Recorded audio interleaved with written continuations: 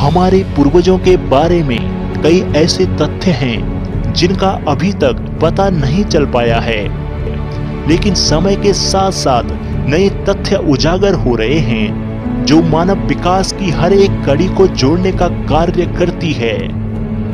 हाल ही में हुए खोजों द्वारा दक्षिणी जर्मनी में मिले जीवाश्मों से एक कपी के बारे में जानकारी मिली है जो करीब 1.16 करोड़ साल पहले जिंदा था। इसकी खोज इंसानों के 2 पैरों पर चलने की कहानी में नाटकीय बदलाव ला सकता है। हाल ही में वैज्ञानिकों ने बताया है कि डेनवियस गुनेनमोसी नाम का यह कपी इंसान और कपी दोनों के गुणों से लैस है। इसके निचले अंग 2 पैरों पर चलने के लिए अनुकूलित हैं। वह लंबी बाहें फैलाकर पेड़ों की शाखाएं पकड़ने में माहिर था। इससे पता चलता है कि डेनवियस सीधे खड़े होकर 2 पैरों पर चल सकता था। साथ ही यह पेड़ों पर उछल कूद करते समय अपने दोनों हाथों और दोनों पैरों का बखूबी इस्तेमाल करते थे। सीधे खड़े होकर चलने वाले ज्ञात कपियों में यह अब तक का सबसे पुराना कपी है। इस खोज से पता चलता है कि 2 पैरों पर चलने की कला इंसान और बंदरों के साझे पूर्वज कपियों में हुई थी।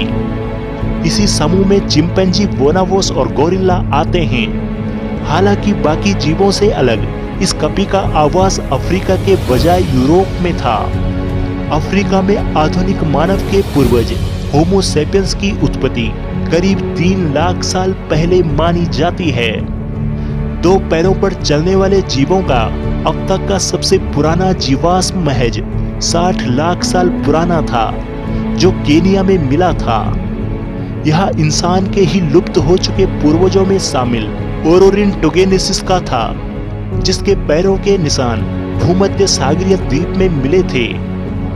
अगर डेनवियस इंसान का पूर्वज साबित हो जाता है तो इसका मतलब होगा कि इसके वंशजों ने किसी वक्त अफ्रीका का रुख कर लिया था। रिसर्चरों ने बताया है कि 2 पैरों वाली चाल की उत्पत्ति क्यों, कब और कहां हुई, इसे डेनवियस ने नाटकीय रूप में बदल दिया है।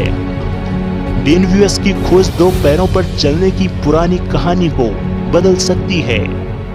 अब तक यह माना जा रहा है कि 60 लाख साल पहले पूर्वी अफ्रीका में चिंपैंजी जैसे ही एक जीव ने 2 पैरों पर चलना शुरू किया था। पर्यावरणों बदलाव के कारण खुले मैदानों और कभी जंगलों में प्रवास करना विकास इसकी वजह थी। डेनवियस यह दिखाता है कि सीधे खड़े होकर चलने की खोज जमीन पर ना होकर पेड़ों पर हुई थी।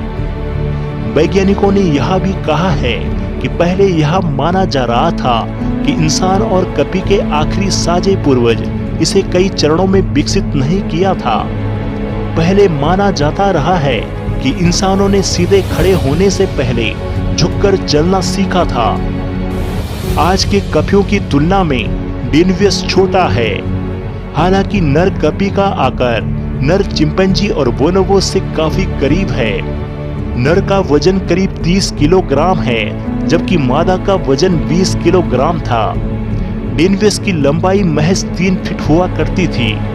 डेनवियस जहां रहते थे वह जगह गर्म थी, जो जंगलों और घुमावदार नदियों से भरी सपाट जमीन पर बसी थी। कम से कम 4 डेनवियस के जीवाश्म जर्मनी में मिले हैं। वहां पर कई अहम अंग मिले हैं। हाथ पैरों की हड्डियां, रीढ़ की हड्डी, उंगली और अंगूठों की हड्डियां मिली है, जिनकी मदद से रिसर्चरों ने उनकी चाल का पता लगाया है। हेलो दोस्तों, अगर आपको यह वीडियो पसंद आई हो तो कृपया हमारे चैनल को सब्सक्राइब जरूर करें व हमारी वीडियो को लाइक व शेयर करें। और हाँ, हमारे चैनल के परमानेंट मेंबर बनने के लिए ज्वाइन वाला बटन दबाकर अवश्य ज्वाइन हो जाएं, जहां आपको प्राचीन काल के इतिहास को जानना और समझना और भी सरल हो जाएगा। धन्यवाद दोस्तों।